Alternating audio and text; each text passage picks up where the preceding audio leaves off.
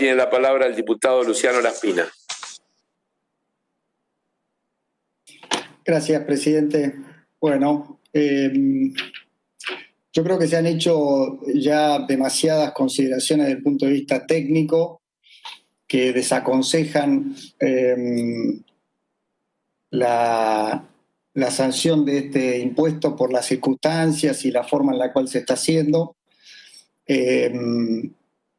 Creo efectivamente que debemos discutir si esto es una buena o una mala idea. Yo no creo en las ideologías, pero sí creo en las ideas. Las ideologías le han hecho muchísimo daño al mundo en el siglo pasado. El comunismo, el fascismo, los regímenes totalitarios que crecieron y generaron atrocidades en muchos países del mundo, la violencia política en la década del 60 y el 70 en la Argentina por grupos de derecha y de izquierda, esas ideologías, ese fanatismo ha hecho muchísimo daño a la humanidad. Pero sí creo en las ideas y creo que este impuesto en este momento en la Argentina es una pésima idea. Es una pésima idea sobre todo para el propio gobierno de Alberto Fernández, que se tira nuevamente un tiro en el pie del cual va a ser muy difícil recuperarse, por las razones que ahora voy a argumentar. Y creo que dado que la discusión técnica ya está saldada, a mi juicio, con los argumentos que ha dado el diputado Pastor, el diputado Cacase, muchísimos tributaristas a lo largo y a lo ancho de la Argentina han expresado la cantidad de errores, falencias, inconvenientes de materia técnica y constitucional que tiene este impuesto. Y la verdad es que ninguna emergencia habilita violar la Constitución Nacional, ni tampoco ninguna mayoría, ni tampoco es una cuestión cuantitativa. Acá no importa si violamos los derechos constitucionales de uno o dos contribuyentes, de 3 jueces que han sido removidos o de 1000 jueces o de uno solo. No es un tema cuantitativo. No es un tema de que la mayoría se impone sobre la minoría, porque eso es el fascismo. Eso no puede ser así, eso no es el Estado de Derecho. El argumento no puede ser mato pocas personas o afecto pocas personas en lugar de mucho. Porque si no tendríamos que discutir, empezamos con la discusión en la cual no quiero entrar, de si un delito es bueno, es mucho o poco según el número de víctimas que haya habido. Cuando los delitos son atrocidades, o los errores o las falencias de la Constitución son atrocidades. Entonces, cuidado con esta falacia, que es una falacia muy peligrosa, que nos deposita a milímetros del autoritarismo y de romper el Estado de Derecho. El Estado de Derecho no se puede violentar ni siquiera aunque sea una persona y aunque esa persona sea la más rica de la Argentina. Esto es lo que tenemos que tener en claro y sobre esto estamos debatiendo. No es ricos versus pobres, es el Estado de Derecho versus y la Constitución versus la imposición caprichosa de una mayoría violentando los principios constitucionales. Por ejemplo, artículo 17 que respeta la propiedad privada y la no confiscatoriedad, o el artículo 28, el principio de razonabilidad en la tributación. Por eso no voy a entrar en las cuestiones técnicas, porque ya se ha dicho mucho, y creo sí que hay que hacer una discusión de por qué esto es una pésima idea en este contexto. Grabar a los no residentes, que usted acaba de leer este artículo, que yo diría va a quedar para los anales de la tributación y de la sin razón, y hasta diría de las sonceras económicas argentinas, de ponerle un impuesto a un inversor extranjero directo cuando los países se pelean por atraer inversión extranjera directa, por 2 razones. Porque es la única forma en la cual uno puede financiar un déficit de cuenta corriente sin endeudamiento. Como lo hizo, por ejemplo, el sudeste asiático durante todo ese milagro que se representa durante la década del 90. El sudeste asiático tenían grandes déficits de cuenta corriente que eran financiados no con endeudamiento, sino con ingreso de capitales para inversión extranjera directa. En el mundo globalizado en que hoy vivimos, en donde los países compiten por atraer inversiones, nosotros vamos a ser el primer país de la Tierra, hasta donde yo conozco, y miéntame, usted que lee tanta literatura de organismos internacionales y diarios del mundo, por lo menos la parte de la columna que les gusta a cada uno, porque cada uno elige la parte, digamos, ¿no? Que los informes del Fondo Monetario, agarro el parrafito que me conviene y eso es el informe del Fondo Monetario. Al resto de la filosofía, eso que no me conviene no la miro, lo cual es bastante paradójico. Ya voy a hablar de eso en un segundo, pero Pero digo, ¿algún país del mundo que esté poniendo impuestos al que viene a invertir a un país? Yo la verdad que no lo conozco.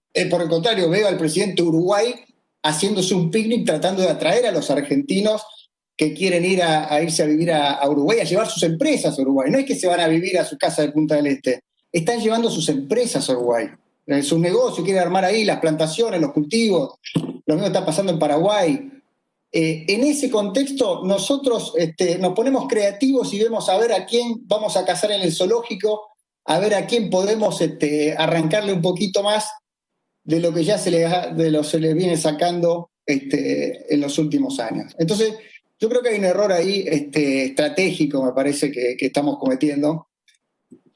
Creo que los argentinos quieren que seamos creativos para generar riqueza en la Argentina, no crear nuevos impuestos. Argentina ya tiene, según el IARAF, 165 impuestos. Este que está creando usted es el 166, que además se crea como un carácter de emergencia en un país que, si no recuerdo mal, en 2017 hemos votado 6, 7, 8, perdón por el 6, 7, 8, pero me parece que 6, 7, 8 emergencias en la Argentina. La sanitaria, la administrativa, la fiscal, la tributaria, no sé, ya ni me acuerdo cuántas emergencias dictaminaron, por eso tienen superpoder, etc.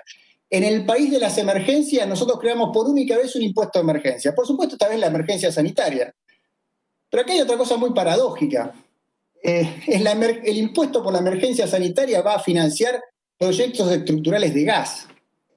Es decir, en el momento en el cual la crisis sanitaria está escalando, donde, por ejemplo, mi ciudad Rosario está al borde del colapso sanitario, el proyecto, en lugar de destinarse a camas hospitalarias o a crear unidades de terapia intensiva, cosa que habría que haber hecho todos estos meses en todo el país, aplicando recursos a eso, no, se va a un plan de largo plazo para mejorar el acceso a gas. Bueno, esto muestra un poco la sinrazón en la cual está la dirigencia política, viviendo, creo yo, muy distanciada de la realidad de la sociedad. Creo que este debate que tenemos hoy, que se intenta poner de esta forma tan binaria, ricos versus pobres, quién defiende a los ricos, quién defiende a los pobres, como dijo el diputado Javier Campos, esto no es una cuestión de defender a los ricos, es una cuestión de defender a los argentinos que necesitan vivir de la inversión y del empleo privado y no quieren vivir de la dádiva del Estado. Esos argentinos necesitan que haya empresarios confiando en el país que quieran venir acá. Y no solo empresarios argentinos, empresarios extranjeros que son los que se están yendo. ¿Ustedes leyeron la nota del domingo al presidente de la UIA chilena? Chile invirtió más de 19 mil millones de dólares en Argentina en los últimos años. Y están diciendo que se van porque hay un ataque a las empresas. Y se van ahora. Entonces, en ese marco, discutir este impuesto es una señal terrorífica para ahorrarse o para ganarse algunos pesos que van a, creo que es la mitad de la recaudación mensual, digamos, más o menos que van a recaudar, o sea, una 12ª parte de la recaudación anual, están dando una señal terrorífica a los inversores hacia el futuro. Lean los diarios, no lo digo yo, lean los diarios. Pero no lo dicen los empresarios grandes, los que han alcanzado el impuesto.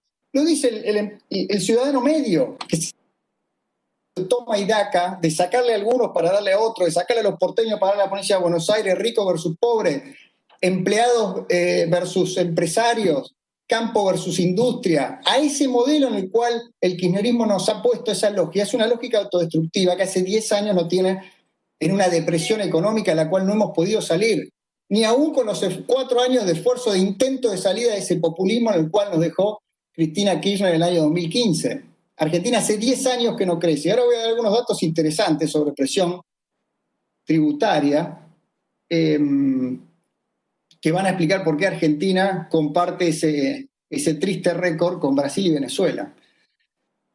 Cuando escucho las comparaciones que se hacen con los países del primer mundo, digamos, el mundo desarrollado, llámenle como quieran, Noruega, dijo el otro día el presidente Alberto Fernández, Estados Unidos, acaba de citar el presidente de la Comisión, la verdad es que son muy graciosas las comparaciones. O sea, tomar de esos países la parte que me conviene, ahora voy a, además tomado mal, porque voy a hacer una aclaración sobre el impuesto de New Jersey. El impuesto de New Jersey es un impuesto, presidente, sobre las ganancias, no sobre los activos brutos.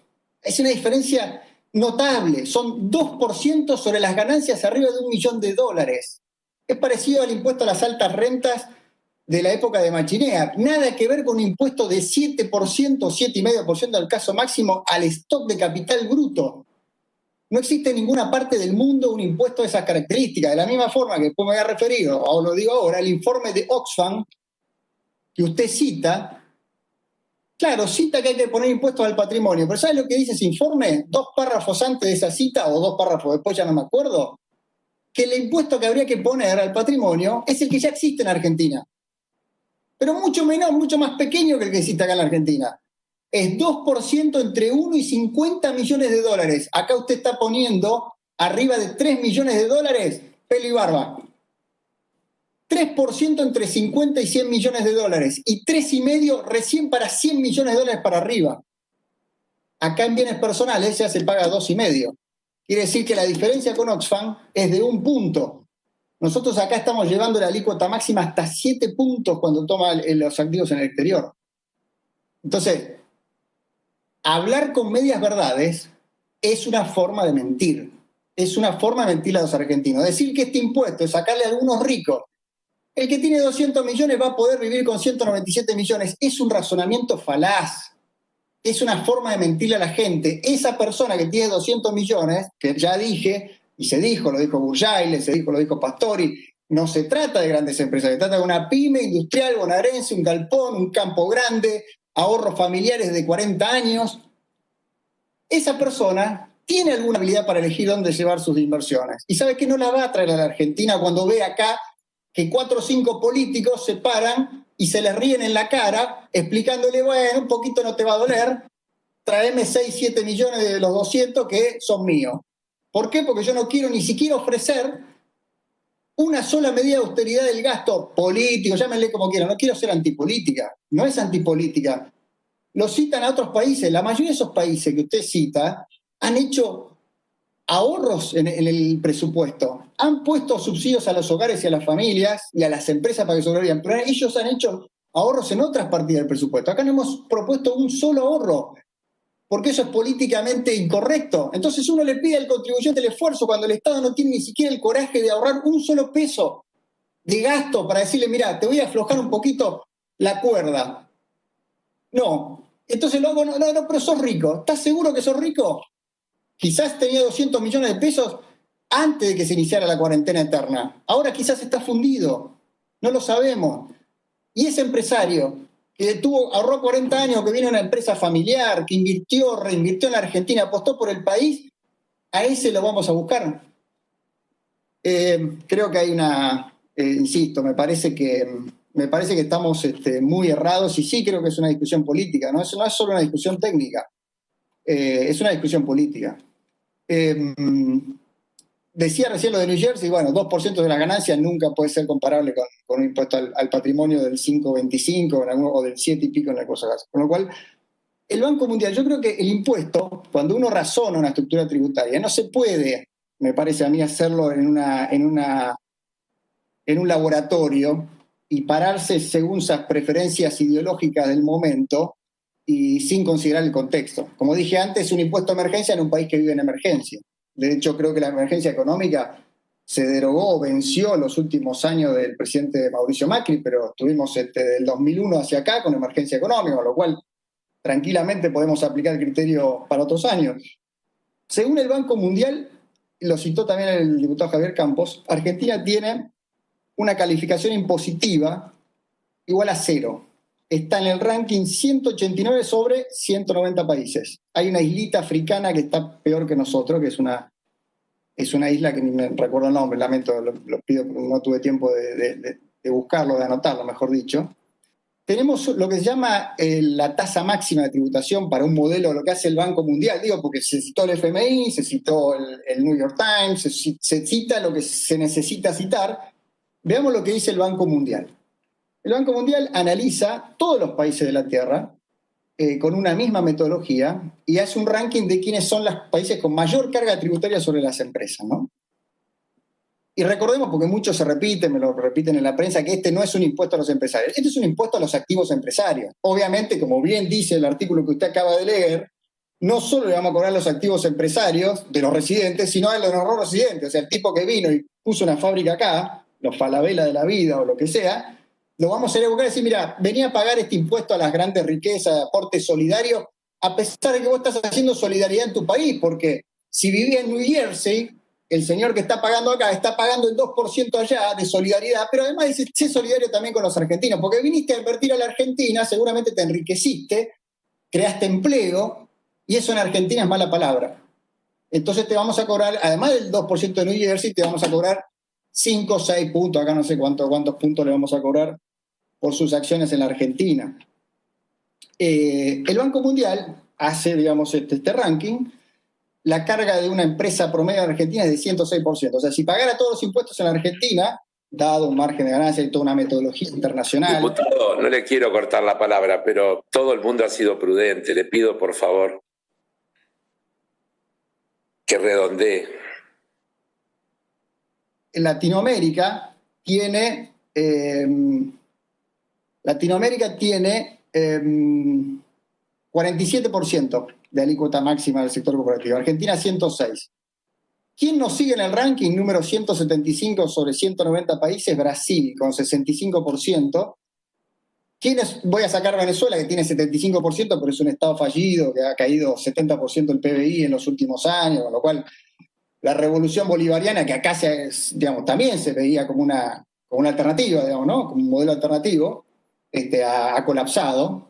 Probablemente siguiendo este tipo de razonamiento, pero yo llevado al extremo, por supuesto, acá no estamos recién empezando, pero Brasil 65%, Brasil y Argentina son los dos únicos países de Latinoamérica que en los últimos 10 años han quedado estancados. Y esto no empezó en el 2016, esto empezó en el 2010. Está estancado Brasil y Argentina, ahora obviamente en caída, ¿no? Entonces, cuando uno fija un impuesto, y esto tiene que quedar muy claro, sobre todo para cuando uno dice este impuesto va para los pobres, en realidad financia el gasto más superfluo, como pasa en una familia. Una familia llega al ingreso, ahora conseguí una changa más y bueno, ¿qué hago? El supermercado ya lo venía comprando con el trabajo. Conseguí una changa, bueno, cambio el televisor, el que puede, pinta la casa, obviamente. O sea, el ingreso se va asignando de mayor necesidad a otras cosas. Por eso las asignaciones que hace este impuesto son tan insólitas, que financian proyectos de largo plazo en el medio de una emergencia. Si es una emergencia, pongamos todos los cañones en la emergencia sanitaria. No, la cuestión estructural de no sé qué. Esto muestra un poco la situación en la que me parece que estamos. Como dije antes, creo que es un daño que se autoinflige el gobierno, pero que deja una resaca muy grande en el futuro para la Argentina, porque obviamente esto genera una gran inestabilidad tributaria. Digamos, el antecedente que estamos generando es un antecedente muy, muy complicado, porque genera una gran inestabilidad tributaria. Mañana nos ponemos de acuerdo, otra vez 7% le sacamos a 1, 5, 10 de una inversión que se hizo. O sea, el tipo que va a invertir y va a poner un galpón va a tener que hacer la cuenta que a lo mejor dentro de 3 o 4 años le sacan el 5 o el 6% de eso si ese galpón supera los 200 millones de pesos, ¿no? O lo que se establezca en ese momento, ¿no? Así que nosotros vamos a votar en contra de este impuesto, aun cuando nos cueste votos en el corto plazo. No nos importan las encuestas, no nos importa, porque nosotros le tenemos que dar una alternativa a la gente cuando este modelo que se está siguiendo en la Argentina, que como dije es un modelo de toma y daca, de distribuir lo que no hay, de salir a cazar en el zoológico, de ahogar al sector privado con impuestos, de perseguir al empresariado, aún al empresariado nacional, que es el que más se está quejando con esto porque dicen que discrimina justamente respecto al extranjero. O sea, ni siquiera discriminamos a los nacionales, le damos por la cabeza también a los nacionales.